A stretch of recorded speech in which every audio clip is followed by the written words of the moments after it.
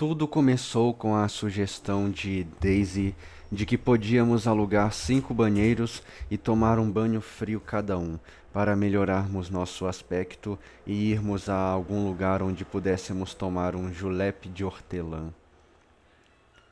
Hum, Bebida feita com uísque americano misturado com folhas picadas de hortelã-pimenta e gelo moído.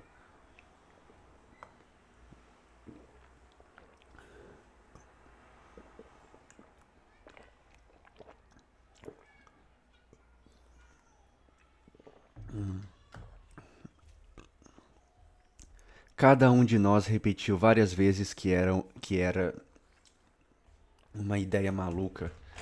Na verdade, todos ficamos falando ao mesmo tempo com o funcionário perplexo e pensando ou fingindo pensar que estávamos sendo muito engraçados. A sala era grande e abafada, e embora já fossem 4 da tarde, ao abrirmos a janela entrou uma lufada de ar quente trazendo o cheiro dos arbustos do parque. Daisy foi até o espelho e ajeitou o cabelo de costas para nós. É uma bela suíte, sussurrou Jordan, respeitosamente, provocando o riso de todos.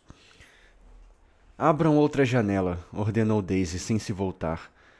Já abrimos todas, não há mais nenhuma.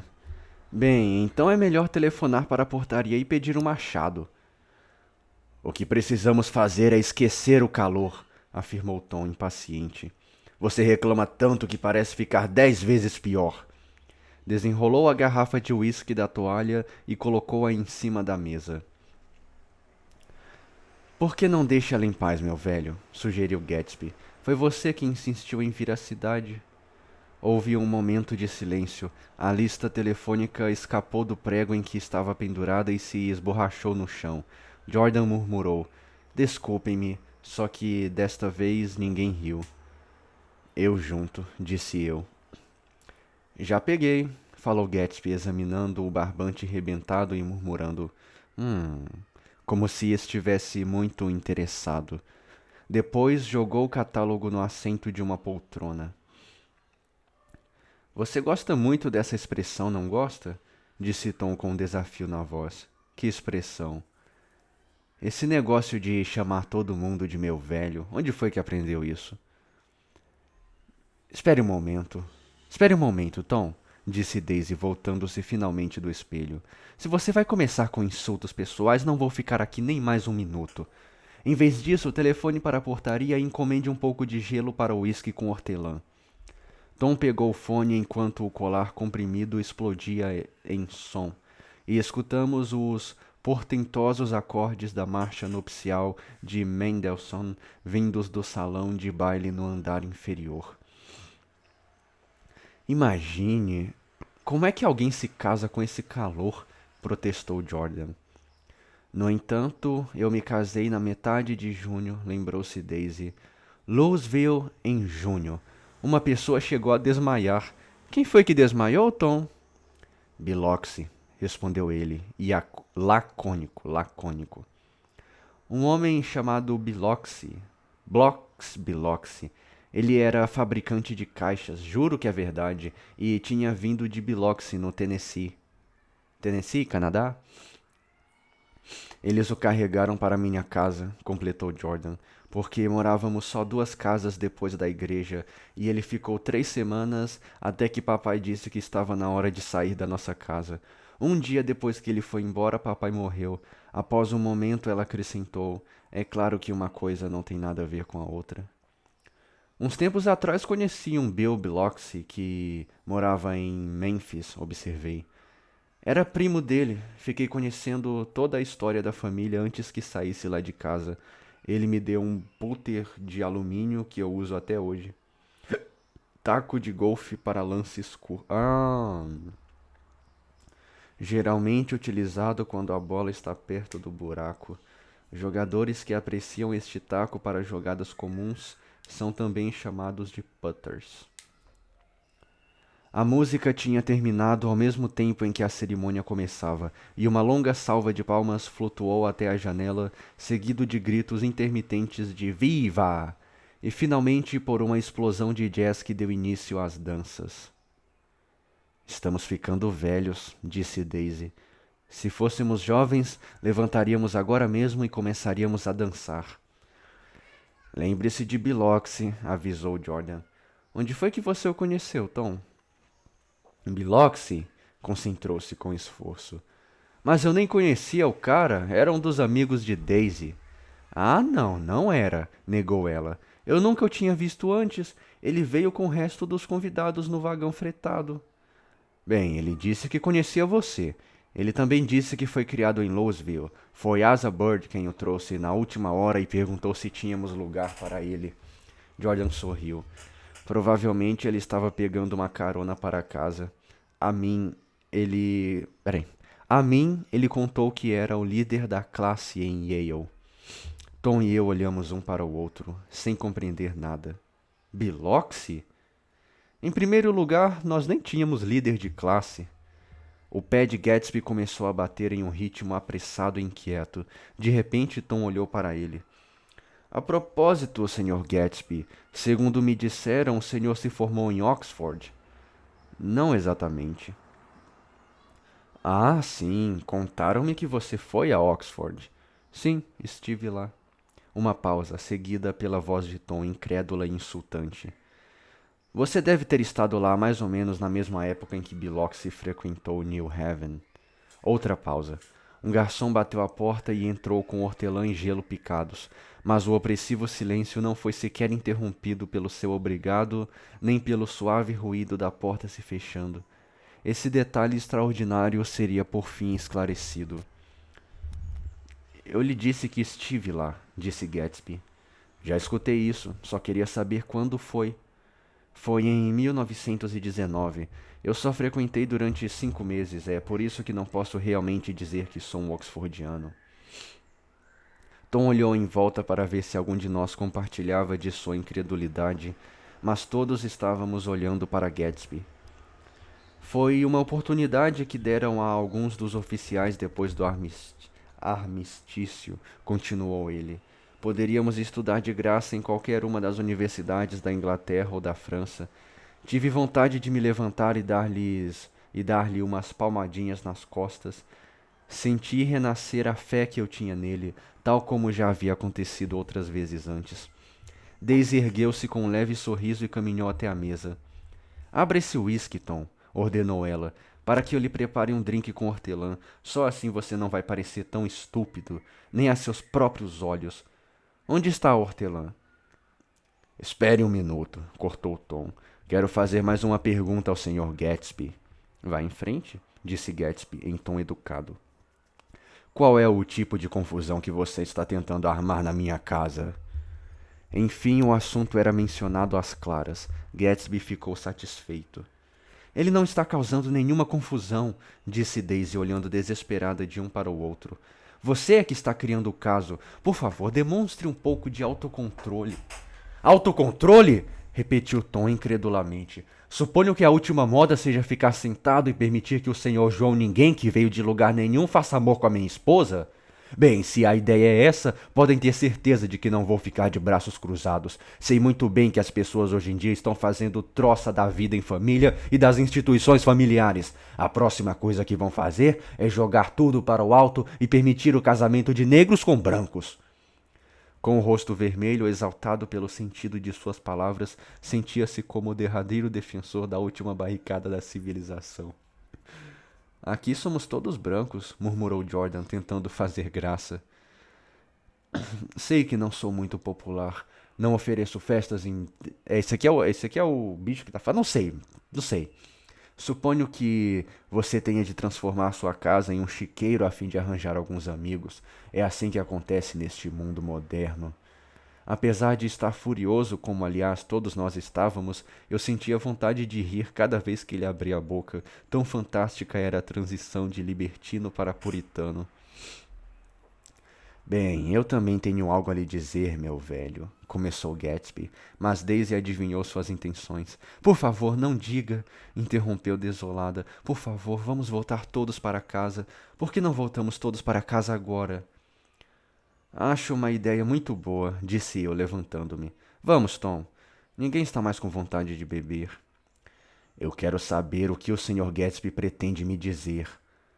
Sua esposa não o ama, disse Gatsby. Ela nunca o amou. É a mim que ela ama. Oh my God! Agora tá ficando bom, mano. Agora tá ficando bom. Vamos lá, vamos lá. Taca-lhe pau. Você deve estar maluco! Exclamou Tom automaticamente. Gatsby pôs-se em pé, o rosto corado pela excitação. Ela nunca amou você, está ouvindo? Berrou. Ela só casou com você porque eu era pobre e ela estava cansada de me esperar. Foi um erro terrível, mas no fundo do coração ela nunca amou a ninguém, exceto a mim. Nesse ponto, Jordan e eu tentamos ir embora, mas tanto Tom como Gatsby insistiram com firmeza competitiva que deveríamos ficar. Era como se nenhum dos dois tivesse nada a esconder e nos concedesse um privilégio ao partilharmos daquela exibição pública de emoções. Sente-se, Daisy, ordenou Tom com a voz tateando, buscando sem êxito um tom paternal. O que é que está acontecendo? Quero saber de tudo. Eu lhe disse o que está acontecendo, disse Gatsby. Está acontecendo há 5 anos, só que você não fazia a menor ideia. Tom virou-se com um gesto brusco em direção a Daisy. Você vem se encontrando com esse sujeito há 5 anos? Encontrando não, corrigiu Gatsby. Não, nós não podíamos nos ver, mas continuamos nos amando durante todo esse tempo, meu velho, e você não sabia. Algumas vezes eu chegava a rir às gargalhadas, mas enquanto ele falava não havia riso algum em seus olhos, só de pensar que você não sabia. Está bem, chega! Disse Tom, juntando as mãos e batendo com as pontas dos dedos como um padre, enquanto se reclinava na poltrona. Você é doido! Explodiu. Não posso falar sobre o que aconteceu há 5 anos atrás, porque foi antes de eu conhecer a Daisy. Mas o diabo que me carregue se você conseguiu chegar a 1 quilômetro dela. Só se fosse você que entregava as encomendas do armazém pela porta dos fundos. E todo o resto é uma maldita mentira. Daisy me amava quando se casou comigo e me ama até hoje. Não, afirmou Gatsby, sacudindo a cabeça. Sim, ela me ama. O problema é que algumas vezes ela cria umas ideias idiotas dentro da cabeça e nem sabe o que está fazendo, disse ele, reforçando o que dizia com um movimento afirmativo da própria cabeça. E tem mais. Eu também amo Daisy. De vez em quando eu dou uma escapadinha aqui e ali e faço o papel de bobo, mas eu sempre volto. E no fundo do meu coração eu a amo o tempo todo. Você é asqueroso, exclamou Daisy. Ela se voltou para mim e sua voz, descendo 1 octava, encheu a sala com um desprezo emocionante. Você sabe por que nós saímos de Chicago? Estou surpresa que ele não tenha contado a história daquela escapadinha. Gatsby caminhou até onde ela estava e parou ao seu lado. Daisy, tudo isso acabou, disse com firmeza. Não tem mais a menor importância. Apenas lhe conte a verdade. Diga-lhe que você nunca o amou. Tudo mais ficará apagado para sempre. Ela voltou os olhos para ele como se estivesse cega. Ora, mas como eu poderia amá-lo? Como seria possível? Você nunca o amou. Ela hesitou. Seu olhar recaiu sobre Jordan e depois voltou-se para mim em uma espécie de apelo, como se enfim ela percebesse o que estava fazendo. Era como se ela nunca, nunca mesmo, durante todo esse tempo, tivesse a intenção de fazer coisa alguma. Mas agora já estava feito, e era tarde demais. Eu nunca o amei, disse ela com visível relutância. Nem mesmo em Capiolânia? Indagou Tom no instante seguinte. Não. Acordes abafados e sufocantes subiram do salão de baile abaixo de nós, evaporando-se em ondas de ar quente. Nem naquele dia em que eu a carreguei no colo desde Punchball para que você não molhasse os sapatos? Havia uma rouca ternura em sua voz. Hein, Daisy? Por favor, pare. Sua voz ainda era fria, mas o rancor tinha desaparecido. Ela olhou para Gatsby. Escute, Jay, começou ela. Sua mão tremia enquanto o cigarro e o fósforo... Enquanto tentava acender um cigarro. De súbito ela jogou o cigarro e o fósforo aceso no tapete. Ah, você está querendo muito, gritou para Gatsby. Agora é a você que eu amo, isso não basta? Não posso apagar o que aconteceu no passado, protestou ela, soluçando desamparada. Houve um tempo em que eu amava ele, mas ao mesmo tempo eu também amava você. Você me amava também? repetiu ele. Até isso é uma mentira, interveio Tom com uma voz cheia de ferocidade. Ela nem sequer sabia que você estava vivo. Ora, aconteceram coisas entre Daisy e eu que você nunca vai imaginar, coisas que nenhum de nós jamais poderá esquecer. As palavras pareciam estar rasgando a carne de Gatsby. Quero falar com Daisy sozinho, ele insistiu. Agora ela está muito nervosa e... Mesmo sozinha com você, eu não posso dizer que nunca amei Tom, admitiu ela com uma entonação lastimável. Não seria verdade. É claro que não seria, garantiu Tom. Ela voltou o rosto para seu marido. Como se fizesse a menor diferença para você, protestou. É claro que faz a diferença. Daqui para frente vou cuidar melhor de você.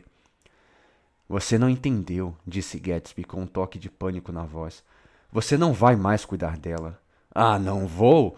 Tom abriu bem os olhos e soltou uma gargalhada. Agora já conseguia controlar-se. E por que não? Daisy vai deixar você. Besteira. Pode até ser, mas eu vou, disse ela com visível esforço. Você não vai me deixar. As palavras de Tom, de repente, pareciam pesar sobre Gatsby. Certamente ela não vai me deixar por um vigarista ordinário que teve de roubar até o anel que traz no dedo. Não vou permitir isso, exclamou Daisy. Por favor, vamos embora. E quem diabos é você? Explodiu Tom. Você faz parte daquela gangue que rodeia Meyer Wolfsheim. Pelo menos isso eu sei. Fiz uma pequena investigação sobre seus negócios e vou investigar bem mais a fundo amanhã. Pode investigar à vontade, meu velho, disse Gatsby com firmeza. Eu já descobri o que era a sua cadeia de drugstores, afirmou ele, e voltou-se para nós, falando rapidamente. Ele e esse Wolfsheim compraram uma porção de drugstore em subúrbios aqui em Chicago e vendiam etanol às escondidas. Esse é um dos truquezinhos sujos dele. Calculei que fosse contrabandista de bebidas desde a primeira vez que o vi, e não estava muito longe da verdade. E daí? Disse Gatsby educadamente. Acho que seu amigo Walter Chase não teve grandes escrúpulos em participar do negócio. E você o deixou na mão, não foi? Você deixou que ele passasse um mês na cadeia em Nova Jersey. Você deveria ouvir o que o Walter tem a dizer a respeito de você. Quando ele nos procurou, estava totalmente quebrado. Ficou muito satisfeito de conseguir alguma grana, meu velho. Pare de me chamar de meu velho! Gritou Tom. Gatsby não respondeu. Walter poderia muito bem mandar prendê-lo pelo trambique das apostas também, mas Wolfsheim fez ameaças a ele e ficou de bico calado. Fez ameaças e ele ficou de bico calado. Aquela expressão estranha, mas familiar, tinha voltado ao rosto de Gatsby. Essa tramóia dos drugstores não é nada. É o Tom que falou, prosseguiu Tom devagar. Agora você está metido em um outro negócio que o Walter tem medo até de me contar. Virei para Daisy, que alternava um olhar horrorizado entre Gatsby e seu marido, e depois para Jordan, que parecia ter começado a equilibrar um objeto invisível, mas tangível na ponta de seu queixo. Então olhei de novo para Gatsby e me assustei com sua expressão. Ele dava a impressão, e digo isto depois de ter desprezado todas as calúnias a respeito dele que eram ditas em seu próprio jardim, de ter matado um homem. Por um momento a expressão do seu rosto somente poderia ser descrita dessa maneira assustadora.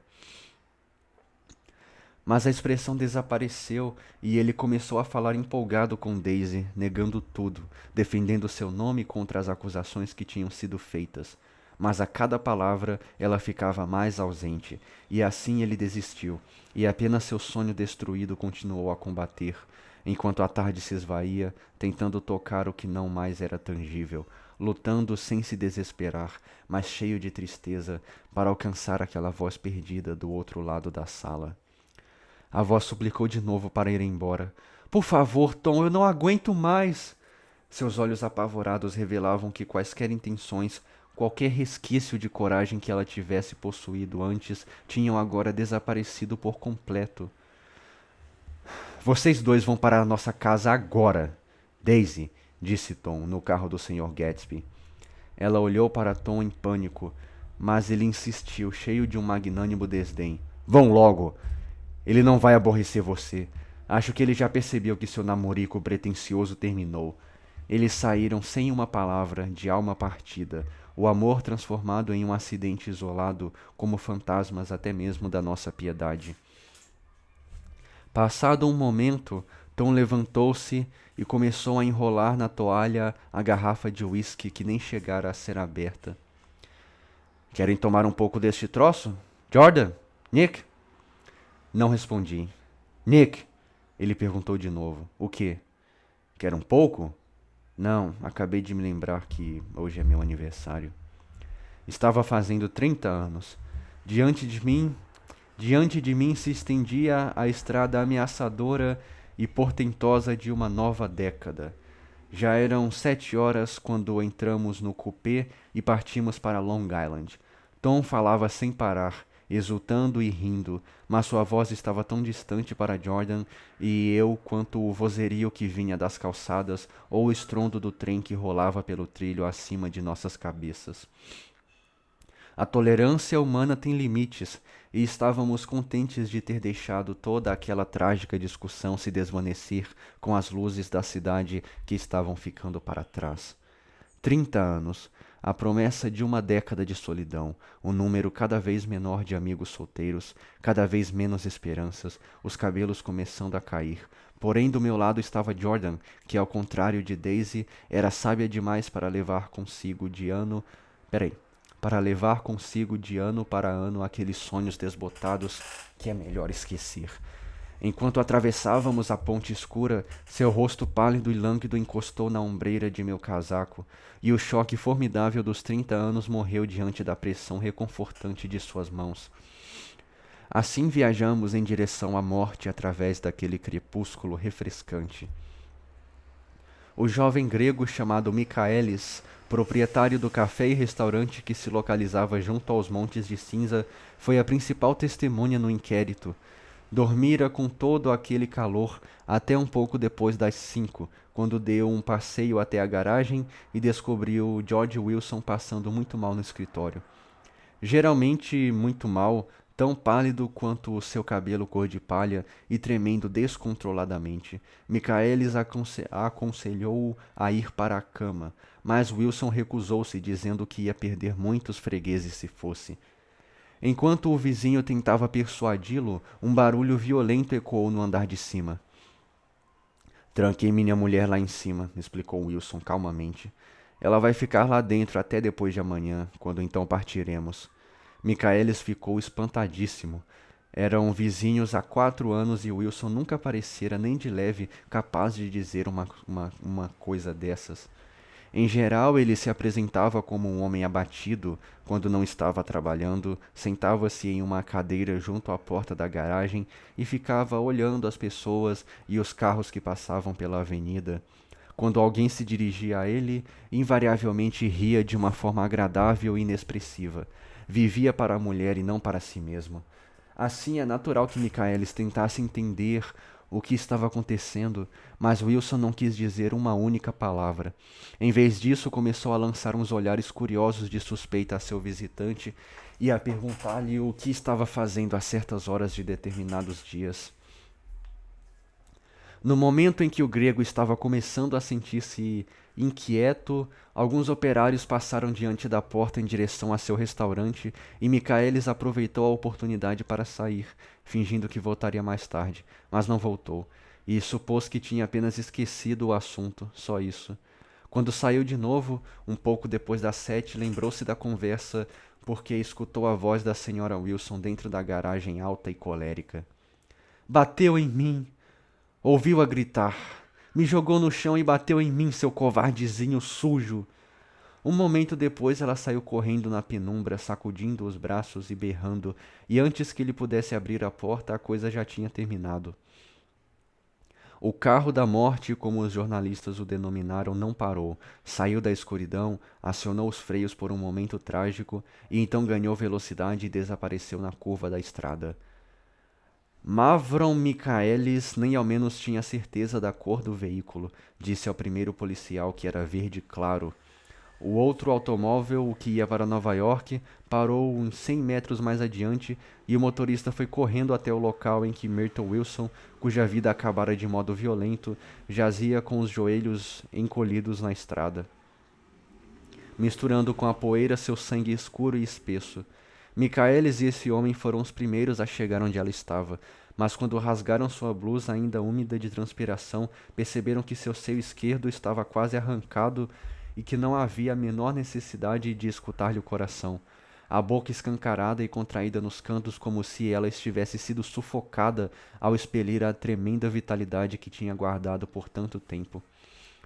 Nós vimos os 3 ou 4 automóveis e um grupo de pessoas quando ainda estávamos a alguma distância. Desastre! Exclamou Tom. Até que é bom. Finalmente Wilson vai ter um freguês. Diminuiu a marcha, ainda sem a menor intenção de parar, até que, quando chegamos mais perto, os rostos contraídos e silenciosos das pessoas reunidas junto à porta da garagem fizeram com que pisasse automaticamente nos freios. Vamos dar uma olhada, falou com hesitação. Só uma olhada.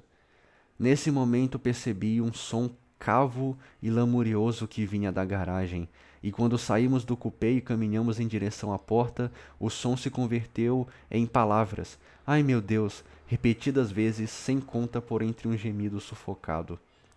Alguma coisa muito feia aconteceu por aqui, disse Tom, sua voz demonstrando excitação. Avançou na ponta dos pés e olhou por sobre um círculo de cabeças para dentro da garagem, que estava iluminada somente por uma lâmpada amarela protegida por uma rede balouçante de metal acima de nossas cabeças. Então emitiu um som áspero que subia do fundo de sua garganta e, com um movimento violento dos braços poderosos, empurrou os presentes para os lados a fim de forçar passagem. O círculo tornou a fechar-se com um murmúrio de protesto. Passou-se 1 minuto antes que eu pudesse ver alguma coisa. Então chegaram mais pessoas e a linha foi rompida enquanto Jordan e eu éramos empurrados de supetão para dentro. O corpo de Myrtle Wilson envolto em um cobertor enrolado dentro de outro, como se ela estivesse sentindo frio naquela noite quente, tinha sido colocado sobre a bancada da oficina encostada à parede. Tom, de costas para nós, inclinava-se imóvel sobre ele. Ao seu lado estava um motociclista da polícia rodoviária, tomando nota de nomes e endereços em um livrinho, muito compenetrado e coberto de suor.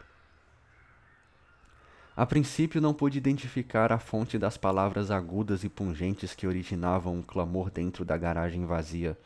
Só então percebi Wilson parado na soleira de seu escritório, que era um pouco mais alto do que o assoalho da oficina, balançando para frente e para trás, enquanto segurava o marco da porta com ambas as mãos. Um homem que eu não conhecia estava falando com ele em voz baixa e tentando, vez que outra, colocar a mão sobre um dos ombros dele. Mas Wilson não via nem escutava. Seus olhos oscilavam devagar entre a lâmpada balouçante e a bancada junto à parede. Depois jogavam-se com violência em direção à lâmpada de novo, enquanto ele emitia sem cessar um terrível clamor. Ai, meu Deus! Ai, meu Deus! Oh, Deus! Ai, meu Deus! Parece aquela cena. Oh, God! Oh, man! Oh, God! Oh, man! Oh, man! Oh, God!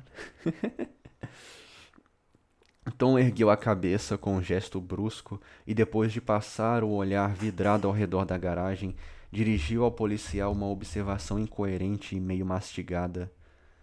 Mav, falava o policial. Oh, não. Corrigia o homem. Mavro. Escute, resmungou Tom ferozmente. Disse o policial. Oh, hum. O que isso aqui era para significar, eu não sei. Repetiu o policial, erguendo os olhos quando a mão larga de Tom caiu de repente em seu ombro. O que você quer? O que aconteceu? É isso que eu quero saber. Um automóvel atropelou-a. Ela morreu na hora. Morreu na hora, repetiu Tom encarando-o. Ele saiu correndo pela estrada. O canalha nem parou o carro. Havia 2 carros, disse Michaelis.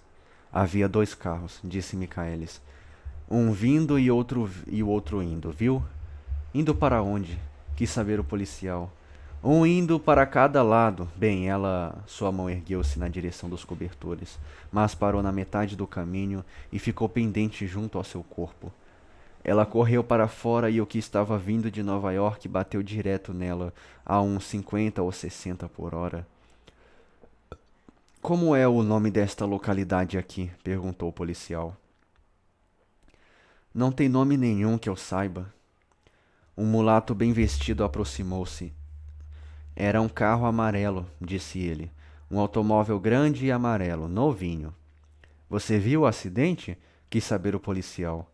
Não, mas o carro passou por mim um pouco adiante na estrada. Estava indo a mais de 60, estava indo a 80 ou 100 por hora. Venha cá e vá dizendo o seu nome. Agora fiquem quietos, quero anotar o nome dele. Algumas palavras dessa conversação devem ter chegado aos ouvidos de Wilson, que ainda se balançava na porta do escritório. De repente, um novo tema encontrou espaço entre seus gritos entrecortados. Não precisa me dizer que tipo de carro era, sei muito bem o que carro era. Contemplou Tom.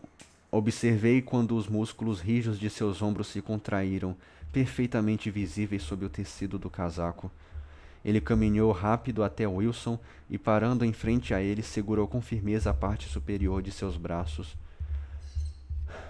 Você tem que se controlar, disse ele mal-humorado, mas tentando consolá-lo. O olhar de Wilson recaiu sobre Tom. Ele pôs-se na ponta dos pés enquanto seus joelhos se afrouxaram. Teria desmaiado se Tom não o mantivesse em pé. Escute, disse Tom, sacudindo um pouco. Faz 1 minuto que cheguei até aqui, vindo de Nova York. Eu estava guiando aquele coupé sobre o qual conversamos. Aquele carro amarelo que eu estava guiando era... aquele carro amarelo que eu estava guiando esta tarde não era meu. Escutou bem? Não vejo o maldito carro desde o princípio dessa tarde. Somente o mulato e eu estávamos perto o bastante para escutar o que ele dizia, mas o policial pegou alguma coisa no ar e virou-se para ele com um olhar truculento. Que conversa é essa? Exigiu saber. Sou amigo dele. Tom virou a cabeça, porém manteve as mãos firmes no corpo de Wilson.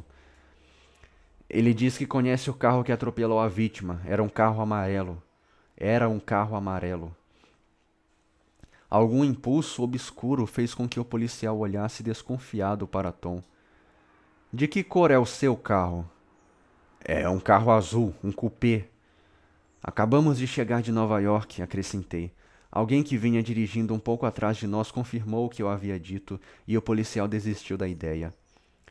Bem, se agora você me disser de novo aquele nome do jeito certo... Levantando Wilson como se fosse uma boneca, Tom carregou para dentro do escritório, colocou-o sentado em uma cadeira e voltou. Alguém vem aqui para ficar com ele, ordenou em voz autoritária. Ficou observando enquanto os 2 homens parados mais perto olharam um para o outro e entraram de má vontade no escritório. Então Tom bateu a porta, deixando-os fechados, desceu o único degrau com os olhos evitando cuidadosamente a bancada. Ao passo perto de mim, murmurou. Vamos embora daqui. Sentindo todos os olhares postos em nós, seus braços autoritários abrindo caminho, passamos através da multidão que continuava a aumentar e encontramos um médico apressado de maleta na mão que fora chamado inutilmente umas horas antes. Um médico, hein? Tom dirigiu lentamente até passarmos a curva. Depois pisou fundo no acelerador e o coupé invadiu a noite como uma pista de corridas. Um momento depois escutei um soluço rouco e vi que as lágrimas corriam do seu rosto. Aquele maldito covarde, sussurrou ele. Nem ao menos parou o carro. A casa dos Buchanans flutuou subitamente em nossa direção através das árvores escuras e farfalhantes. Tom parou ao lado do alpendre e ergueu os olhos para o segundo andar, onde 2 janelas brilhavam por entre as trepadeiras. Daisy está em casa, disse ele ao sairmos do carro. Ele olhou para mim e franziu levemente a testa. Eu devia tê-lo largado em West Egg, Nick. Não há nada que possamos fazer hoje à noite. Uma mudança se havia operado nele, e falou com gravidade e decisão.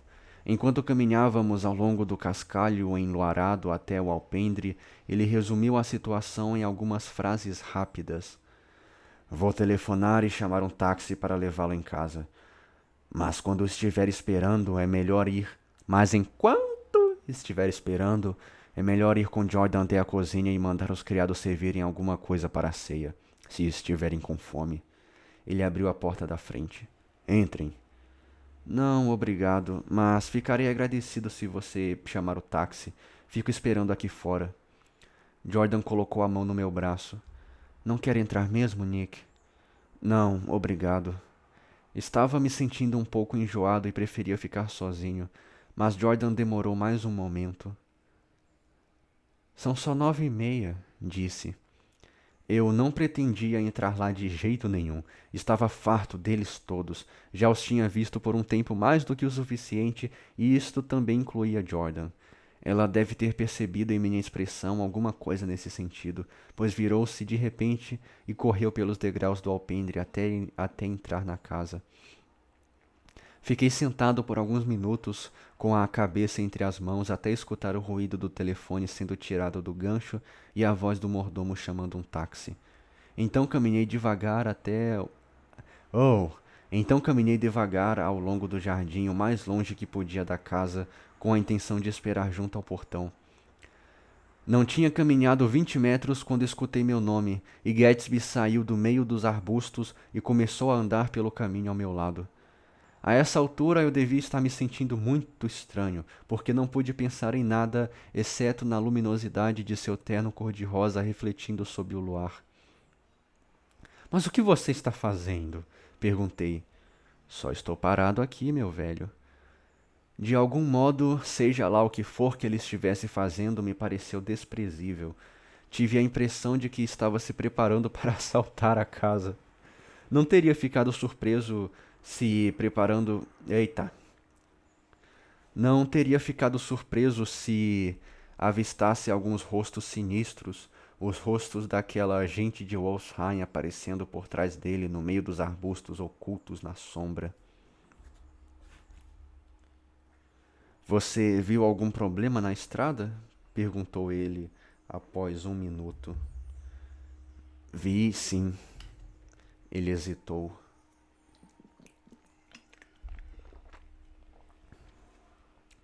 O Gatsby matou a mulher lá, mano? A Myrtle? O Gatsby matou a Myrtle? Ou foi a Daisy que pegou o carro e matou a Myrtle? E o Gatsby tá tipo sem o carro? Tô curioso.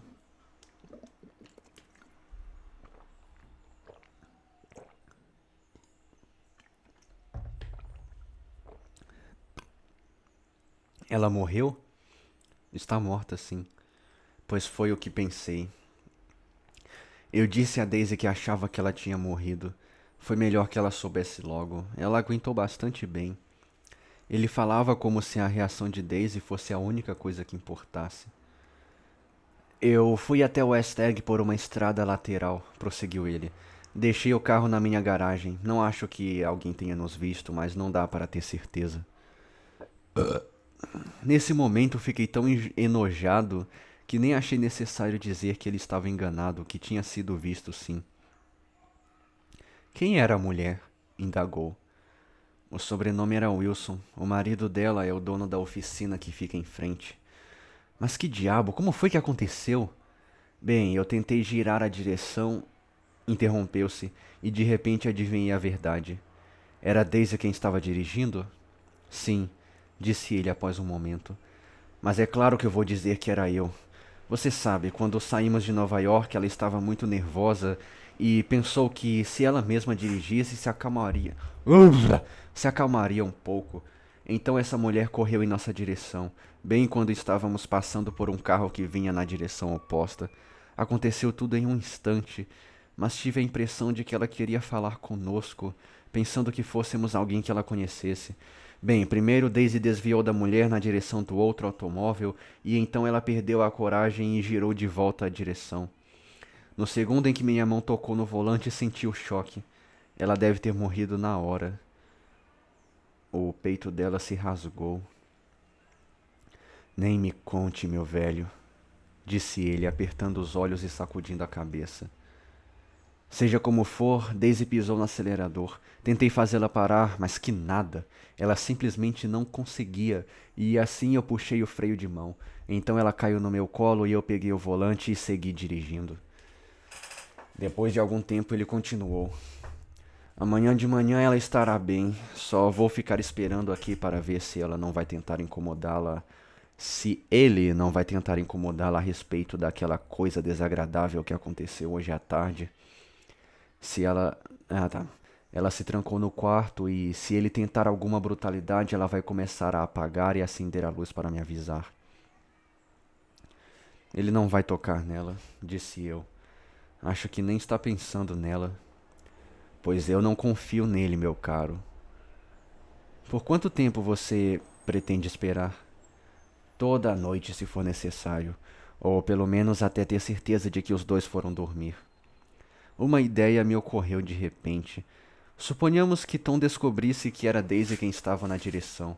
Ele poderia pensar que havia uma conexão, ou poderia não pensar em nada. Olhei para a casa. Havia 2 ou 3 janelas por onde escapavam luzes brilhantes, todas no andar térreo, além da rósea claridade que saía do quarto de Daisy no segundo andar.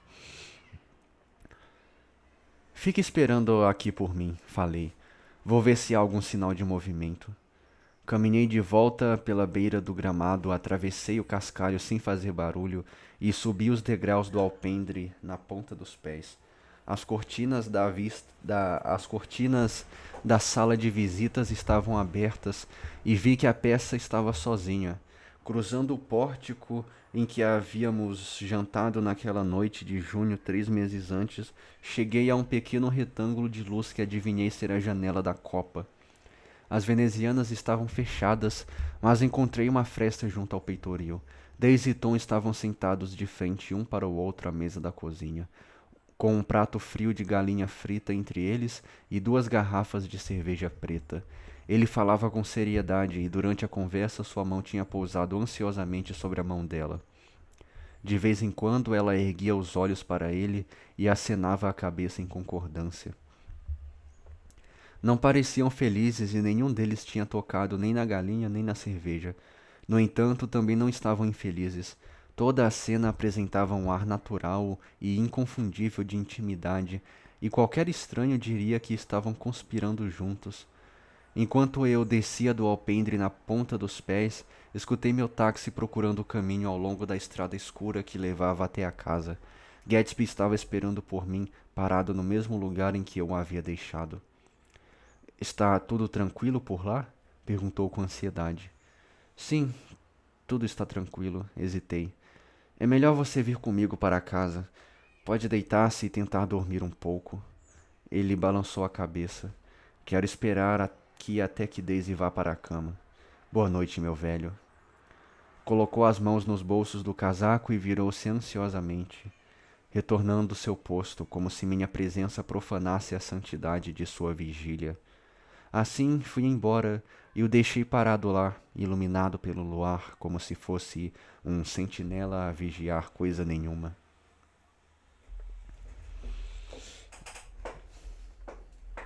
Seria 164. Caramba. Capítulo 8. Não consegui dormir a noite toda. Uma sirene de nevoeiro gemia sem parar no estreito e eu rolava de um lado para o outro na cama. Sentia-me meio doente, oscilando entre a realidade grotesca e sonhos selvagens e assustadores. Um pouco antes do amanhecer, escutei um táxi subindo a entrada da casa de Gatsby, e na mesma hora pulei da cama e comecei a me vestir. Achei que tinha alguma coisa para lhe dizer, que precisava preveni-lo sobre algo, porque de manhã seria tarde demais. Ao cruzar o gramado, vi que a porta da frente ainda estava aberta e ele se apoiava com ambas as mãos em uma mesinha no corredor, exausto de depressão ou de sono. Não aconteceu nada, disse ele com a voz fraca. Esperei horas a fio e pelas 4 horas da madrugada ela apareceu à janela. Ficou parada por um momento e então apagou a luz. A casa nunca tinha me parecido tão imensa como naquela noite, enquanto procurávamos cigarros de salão em salão. Afastamos as enormes cortinas e procuramos ao longo de paredes que pareciam infindáveis, tentando localizar os interruptores. Em certo momento, cheguei a mergulhar com estrépito sobre as teclas de um piano fantasmagórico. Havia uma quantidade inexplicável de poeira por toda a parte, e as salas tinham cheiro de mofo, como se não fossem abertas e arejadas há muitos dias. Descobri um porta-cigarros sobre a mesa de que não me lembrava, contendo 2 cigarros velhos e ressecados. Abrindo as janelas da sala de visitas, que eram envidraçadas de cima a baixo, sentamos lado a lado para fumar no escuro. Você deveria fazer uma viagem, comentei. É quase certo que a polícia vai identificar seu carro. Viajar agora, meu velho? Vá a Atlantic City por uma semana ou, quem sabe, até Montreal. Ele não considerou a proposta. Não havia a menor possibilidade de afastar-se de Daisy até saber que decisão ela tomaria. Não se agarrava aos últimos fios de esperança e eu não tinha coragem. Ele se agarrava aos últimos fios de esperança e eu não tinha coragem suficiente para libertá-lo deles. Foi nessa noite que ele me contou a estranha história de sua juventude com Dan Cody. Contou-me por que a personalidade de Jay Gatsby tinha se estilhaçado como um objeto de cristal contra a dura malícia de Tom, e toda aquela fantasia chegara ao triste final. Acho que teria confessado tudo a respeito de si mesmo sem a menor reserva, mas o que realmente queria era falar a respeito de Daisy. Ela foi a primeira moça direita que conheceu, em várias situações anteriores em que exercia funções subalternas que não revelou. Ele havia entrado em contato com criaturas semelhantes, mas sempre havia uma barreira invisível de arame farpado entre eles. Desde o primeiro encontro, sentiu que ela era muito desejável. Foi até sua casa, primeiro com outros oficiais de Camp Taylor e depois sozinho. Ficara assombrado porque nunca estivera em uma casa tão bela antes. Mas o que dava àquela casa uma atmosfera intensa e mágica que lhe cortava a respiração era o fato de que Daisy morava lá, de que a mansão era para ela tão casual como a tenda no acampamento para ele. Havia um mistério delicioso naquela casa, uma sugestão de quartos de dormir no andar de cima mais lindos e mais frescos do que qualquer outros quartos, uma sugestão de atividades alegres e radiantes que transcorriam ao longo de seus corredores, uma promessa de romances que não estavam mofados nem guardados como lençóis em lavanda, mas recentes, respirando e exalando o perfume de cintilantes carros, último modelo, e recordando bailes cujas flores mal haviam murchado. Outra coisa que o excitava era o fato de que tantos outros homens já haviam se apaixonado por Daisy. Isso só servia para valorizá-la aos seus olhos.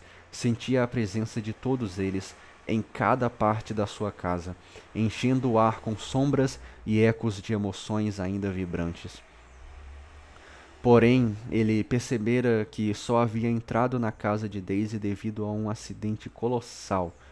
Por mais glorioso que seu futuro como Jay Gatsby pudesse vir a ser, naquele momento ele era um jovem pobretão, sem um centavo no bolso, sem sequer um passado. A qualquer momento o disfarce invisível que o uniforme representava poderia cair de seus ombros. Assim tratou de aproveitar ao máximo o tempo que dispunha, agarrou tudo o que pôde pegar, com ganância e sem escrúpulo algum. Por fim possuiu Daisy em uma noite tranquila de outubro, e possuiu-a principalmente porque não tinha o direito sequer de tocar em sua mão. Poderia ter sentido desprezo por si próprio, porque quando a possuiu tinha fingido ser muito mais do que era. Não quero dizer que a tivesse conquistado com seus milhões fantasmagóricos, mas tinha deliberadamente oferecido a Daisy uma sensação de segurança, deixara que ela acreditasse que ele era uma pessoa mais ou menos da mesma classe social que ela e que poderia perfeitamente tomar conta dela. E falando com franqueza, ele não tinha nenhuma condição de realizar estas suposições. Não tinha uma família para apoiá-lo, e além disso estava sujeito aos caprichos de um governo imperial que poderia despachá-lo sem aviso prévio para qualquer lugar do mundo. Mas ele sentiu, mas ele não sentiu desprezo por si mesmo. Nem as coisas saíram como ele havia imaginado. Provavelmente era sua intenção aproveitar o quanto pudesse e então dar o fora. Mas agora percebera que havia se comprometido com a busca de um santo graal. Santo graal eu sei o que é, cara. A alusão à busca do santo graal, taça feita de uma única esmeralda que teria sido usada por Jesus na última ceia, a qual, depois que José de Arimateia, eu tinha um professor com esse nome, recolhera nela o sangue de Cristo na cruz, teria sido levada por este para a Inglaterra. No mito arturiano, os cavaleiros da Távola Redonda assumem o compromisso de encontrar o Graal, mas somente Sir Galahad é considerado digno. Identificado com o mito germânico de Parsifal, é o personagem da ópera de Wagner. Por extensão, qualquer busca extremamente difícil, ideal ou impossível. É assim que eu conheço esse Santo Graal. Ou então, tipo, um objeto extremamente valioso de um determinado nicho ali, né? Igual, sei lá, o One Piece. O One Piece é o One Piece. O One Piece é o santo grau do One Piece. Tipo isso. Que bela comparação. Ele sabia que Daisy era extraordinária, mas não percebera até que ponto uma moça decente poderia ser extraordinária. Ela desapareceu dentro de sua casa rica, perdeu-se em sua vida rica e plena, deixando para Gatsby nada. A única coisa que lhe sobrou foi a sensação de que estava casado com ela. Quando se encontraram de novo, 2 dias depois, era Gatsby quem tinha a respiração entrecortada. Era ele quem se sentia, de algum modo, traído. Seu alpendre estava bem iluminado, como se seus pais pudessem se dar ao luxo de comprar a luz das estrelas. O sofá de Vimy, no rigor da moda, estalava e rangia. Enquanto ela se voltava em sua direção e lhe permitia beijar sua boca adorável e curiosa. Ela tinha se resfriado e isto lhe deixava a voz mais rouca e encantadora do que nunca. E Gatsby teve a esmagadora percepção da juventude e do mistério que a riqueza aprisiona e preserva, da graça das roupas imaculadas e da própria Daisy, cintilando como prata, segura e orgulhosa acima das dramáticas lutas dos pobres. Não posso lhe descrever a que ponto fiquei surpreso quando descobri que a amava, meu velho. Durante algum tempo cheguei a ter esperança de que ela me mandasse embora, mas ela nem pensou nisso, porque também estava apaixonada por mim. Ela pensava que eu era muito experiente porque sabia uma porção de coisas diferentes das que ela mesma conhecia. Bem, lá estava eu, completamente fora da trilha que havia traçado para realizar minhas ambições, cada vez mais apaixonado. E de repente, não me importava mais com nada. Para que serviria realizar grandes coisas se eu podia me sentir muito melhor apenas contando a ela o que pretendia fazer? Na última tarde, antes de embarcar para o estrangeiro, sentou-se com Daisy nos braços por um longo tempo em silêncio. Era um dia frio de outono. A lareira estava acesa e suas faces haviam ficado coradas. De vez em quando ela se mexia e ele mudava a posição dos braços. Uma vez beijou seus cabelos brilhantes, tornados foscos no escuro. A tarde lhes havia dado tranquilidade, como se quisesse deixar uma lembrança profunda para a longa separação anunciada para o dia seguinte. Nunca tinham estado tão próximos naquele mês de amor, nem se comunicado de forma tão profunda como no momento em que ela roçou os lábios silenciosos no ombro de seu paletó, ou quando ele tocou com ternura a ponta de seus dedos, como se ela estivesse adormecida e não quisesse acordá-la. Ele saiu-se extraordinariamente bem na guerra.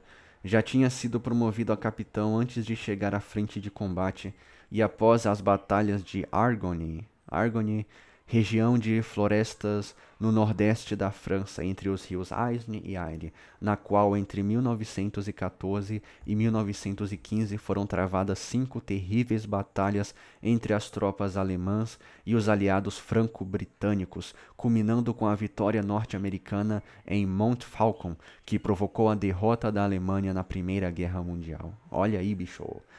O Grande Gatsby também é cultura.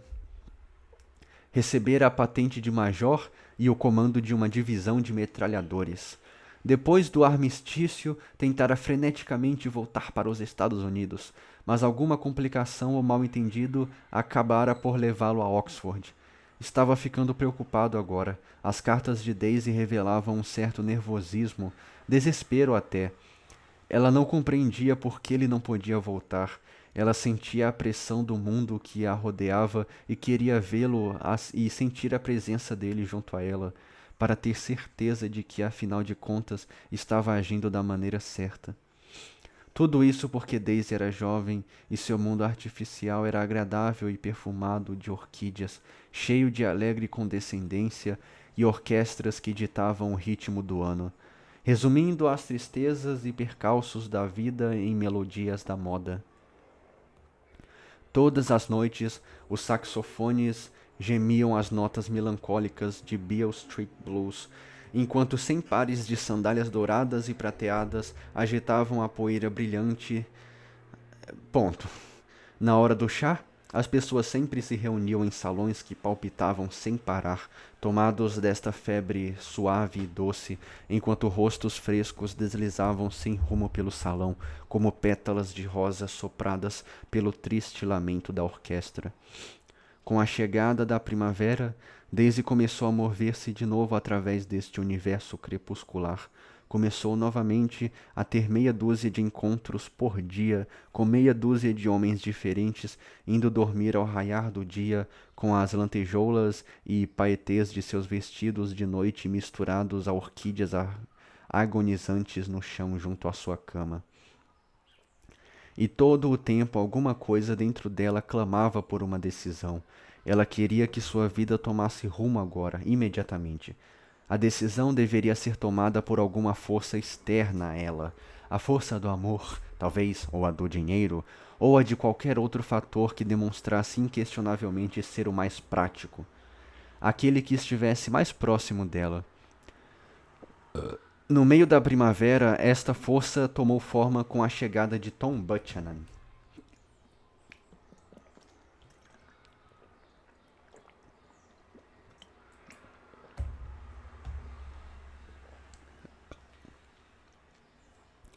Havia uma saudável solidez tanto em sua pessoa como em sua situação financeira, e Daisy sentiu-se lisonjeada por suas atenções. É claro que ela passou por um período de conflitos íntimos, mas a seguir sobreveio o alívio. Sua carta chegou às mãos de Gatsby enquanto ele ainda estava em Oxford. Amanhecia agora em Long Island e ocupamos algum tempo abrindo o resto das janelas do andar térreo, enchendo a casa com uma luz que oscilava entre o cinza e o dourado. A sombra de uma árvore caiu de repente sobre o gramado coberto de orvalho e pássaros fantasmagóricos começaram a cantar em meio às copas de folhas azuladas. Havia uma brisa leve e agradável no ar, prometendo um dia fresco e encantador. Não acredito que ela algum dia o tenha amado. Gatsby voltou-se de uma janela e me encarou com um olhar desafiador. Você deve recordar, meu velho, que ela ficou muito perturbada nesta tarde. Ela falou aquelas coisas todas de uma maneira tal que ela se apavorou. Ele falou, né? E eu fiquei parecendo um vigarista barato. O resultado foi que ela mal sabia o que estava dizendo. Sentou-se tomado de melancolia. É claro que ela pode ter pensado que o amava por um instante ou dois logo que eles se casaram, porém ela me amava mais. Mesmo nessas ocasiões, percebe? De repente ele fez uma observação muito curiosa. Seja como for, disse ele, tudo isso foi apenas algo pessoal. Como se entenderia essa frase se não pela suspeita de uma intensidade sem medida da parte dele em relação a ela? Em relação à questão toda. Ele retornou da França quando Tom e Daisy ainda estavam em sua lua de mel e fez uma viagem infeliz, mas inevitável, até Louisville, no que gastou o que restava de seu soldo. Ficou por lá uma semana, caminhando ao longo das ruas em que o som dos seus passos haviam ecoado juntos naquela noite de novembro, e voltando aos lugares mais afastados aos quais tinham ido com o carrinho branco de Daisy. Do mesmo modo que a mansão de Daisy tinha-lhe sempre parecido mais misteriosa e mais alegre do que todas as outras casas, a sua ideia da cidade, mesmo depois que ela fora embora, estava plena de uma melancólica beleza. Abandonou a cidade com a sensação de que, se tivesse procurado com mais afinco, poderia tê-la encontrado, com a sensação de que era ele quem a estava abandonando. O vagão comum, agora que ele não tinha nenhum tostão, estava tão quente que parecia ferver. Saiu para a plataforma aberta do trem e sentou-se em uma cadeira de lona deixada ali, enquanto a estação se perdia na distância e os fundos de edifícios desconhecidos iam passando.